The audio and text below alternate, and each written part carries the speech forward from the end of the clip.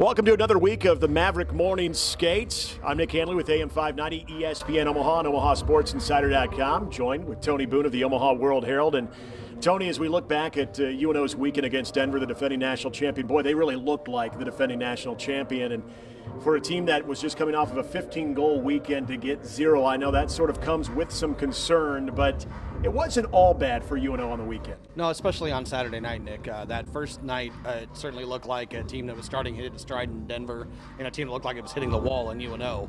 That wasn't the case on Saturday. UNO played with much better effort. That didn't seem like a 4-0 game at all. It seemed like more like a 1-0, 2-0 game, where the better team probably won that game that night, but certainly a better effort from UNO, and I think it was something to build upon going into this weekend. Interesting enough, we were hearing from Coach Mike Gabinet on Tuesday, and I talked about just the grinds of the NCHC, which is no surprise to anybody, nothing new for this team, but it almost seemed like there was sort of a challenging tone after Saturday's game that, hey, you need to get on board, you need to be able to put in the work, or you're going to get passed over. And, you know, we talked to guys like Joel Messner, one of the captains, who felt very strongly that that needs to be the message going forward, especially in a tough weekend against Western Michigan. Yeah, this is something that we've heard in the past from Coach Blaze right about this time of the year. It's a little different with Coach Gabinet because he's new to the program, and he's probably like letting guys know that, hey, nobody's position is locked up here. If you're a senior, obviously you're going to be gone at the end of the year. If you're a junior, it doesn't mean you're coming back. And if you're an underclassman, you really got to be fighting for your spot right now. Playing time is something that has to be earned. He said that all along, and I think he's just reminding that of his guys after a weekend when, you know, they probably didn't play their best. UNO takes on Western Michigan, and this is a team that did sweep Omaha early in the season. And this is a team, as we have always seen from Western Michigan, brings in that physical play. But over the last couple of years, there's a lot of skill there too. But like UNO going into that North Dakota series, they are also down some key some players in this one. So maybe that helps, but nevertheless, this is still going to be a very tough task. Oh, absolutely, and I think we've seen this with the teams that are maybe towards the bottom of the pack or have been in the NCHC, that as we've gotten farther and farther along into this conference process, these other teams like a Western Michigan, like a Colorado College, and even Miami just to a certain extent, have started to grow into what it takes to win in this league.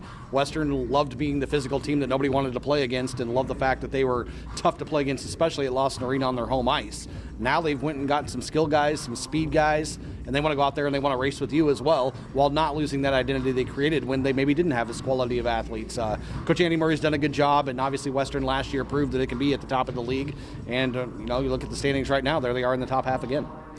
UNO trying to get healthy, Western Michigan trying to get healthy, and we know that Evan Winokur, based on what we heard from Mike Gabinet, will probably get a lot of the confidence to go back and net on Friday, and it sounded like maybe even on Saturday as well. Yeah, I think that what happened last weekend really had nothing to do with Evan. You know, obviously the offense did not give him any support at all, but he also didn't have like great defense in front of him at times, and Denver has a way, because they're so skilled and they have such elite talent on the offensive end, they can really expose you if you do make a mistake, and there were a couple of mistakes that happened, especially in the Friday night game, that got exposed, especially later in the game. But UNO started both those games well, and you felt like even though they were down 1-0 at the end of the first period both nights, that they were still in those games, and it probably played at least as even with Denver as what they could up until that point. So I think that Winokur can take some confidence out of that, and if they can put a better effort in front of him against a team that maybe doesn't have as high level of talent as what Denver does this weekend against Western Michigan, he'll be all right in net both nights.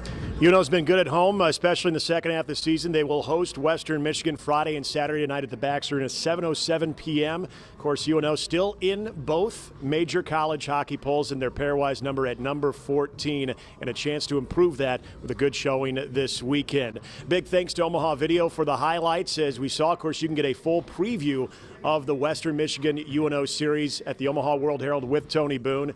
For Tony Boone, I'm Nick Hanley. Thank you for watching another edition of the Maverick Morning Skate on OmahaSportsInsider.com.